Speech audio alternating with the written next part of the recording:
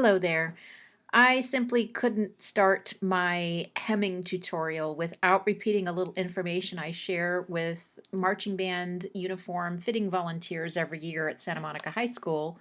Of course, we want to get this beautiful break in the pants with the back of the hem reaching down about halfway through the heel of the shoe. So the labels on your Stanbury bibbers all show three numbers, the first of which is the waist measurement. And at 32 inches, the waist on this pair of bibbers looks pretty good. The next measurement is the seat, which is the measurement around the widest part of these pants, aka the booty. This number is also okay. The third number is the outseam, which is hard to measure when they're not on a person, but I can generally confirm it based on the inseam. It looks to me as though this pair of bibbers has been cut, rehemmed with bias tape to an inseam of 34 inches, but a 9-inch difference between inseam and outseam is not outside the realm of possibility, so I'm going to go ahead and assume that the outseam is still 43 inches. You might also see an M or an F on the label of the bibbers. This stands for male or female, but it really doesn't make much difference when you have bibbers with adjustable straps. So how do we get that perfect fit without measuring everyone up close? Ew. Well, I generally start with people's heights. I ask them their height. I use this chart to get an idea of what their inseam might be, and I add 6 to 8 inches. Also, these pants typically come in even numbered waist measurements from 28 to 60 or so, and you get really good really fast at guessing where a person might lie in that range. So let's say we've got a good fit. It's not overly long, we're ready to hem. Let's not use staples. They rust, and the rust can stain the pants irreparably. Let's also not use purple. It's a great color for Laker fans, but not such a good match for the UCLA uniform. Likewise, this lighter blue. It stands out too much.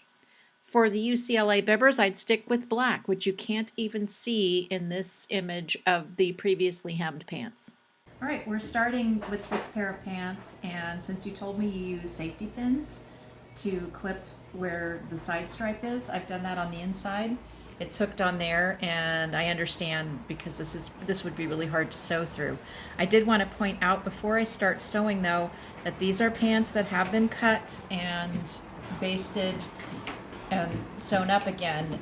My stitches are going to have to be a little longer than they would normally be for a pair of pants, and I'll show you what I mean. I don't know if you can see, there are little threads going here, and I would say that's about a half an inch from where this thread comes out to where it goes in again.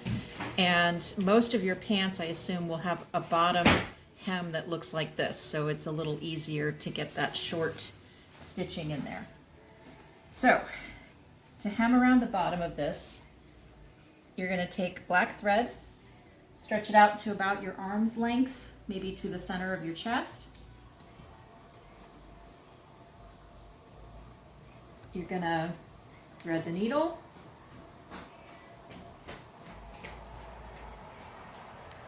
Nope. Or not. And you're going to tie off the other end of it. And I have been using 2 knots on this thread just to make it stick a little better. Okay, we're ready to start our catch stitch. And you start on the inside. Bring the needle up through, and it'll catch on that knot down there. And then we're going to come up again. This is a little higher than it was on the sample I showed you. I would guess this is about an inch higher to get past this bias tape here and up to the upper part of the pant. If you look on the other side, I'm poking it all the way through, and we will see that little stitch when we're all done.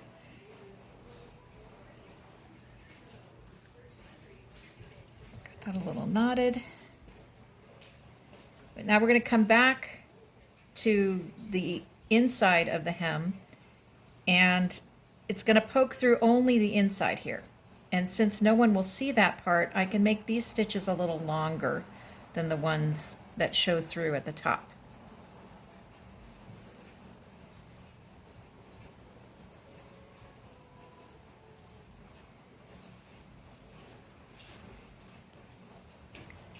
I'm going to keep doing that. Sort of short stitches on the top where they'll be visible.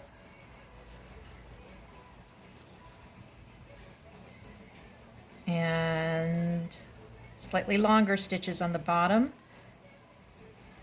because again, they're not going all the way through the fabric. These will not be visible when the pants are worn.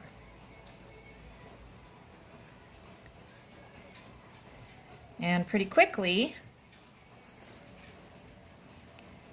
this gets us close to what would be, I believe in this case, well, it's either going to be the toe or the heel.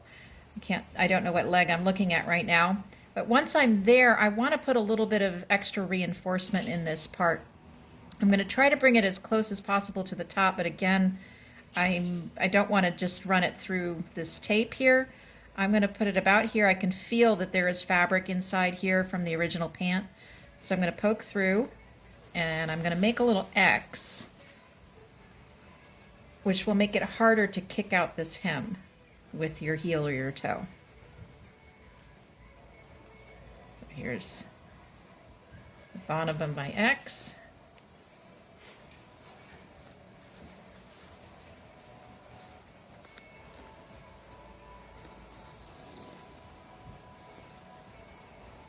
Since I want to make sure it doesn't look weird on the outside, I'm going to go ahead and stitch this X from the outside looking at it.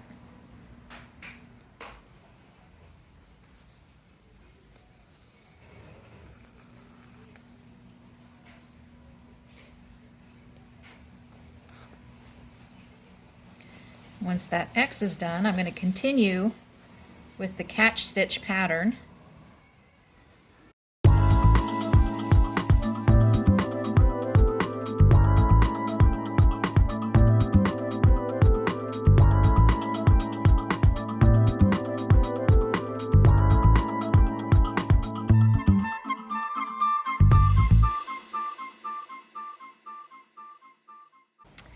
Now we are back at either the heel or the toe, the opposite end of the other X I did, so I'm going to put in one more X. In this case, it's going to start from a bottom stitch because it just happens to be where I'm ending up.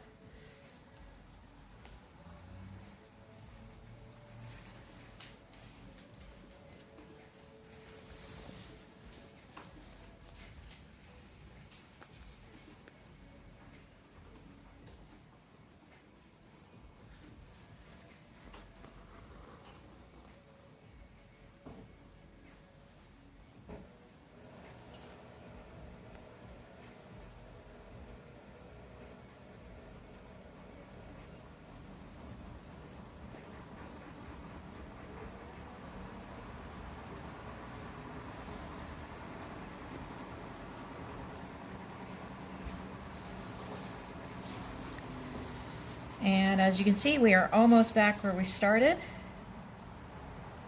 I'm going to do another top stitch. These are the small ones.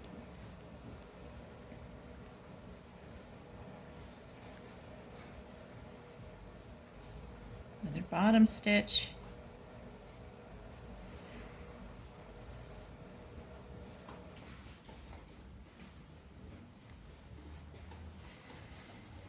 And to tie it off, I'm not actually going to tie it off, I'm just going to go into this strip here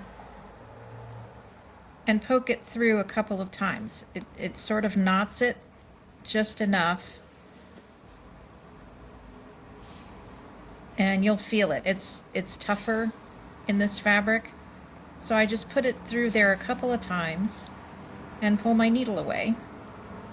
And then I can flip it around and show you what it looks like on the other side.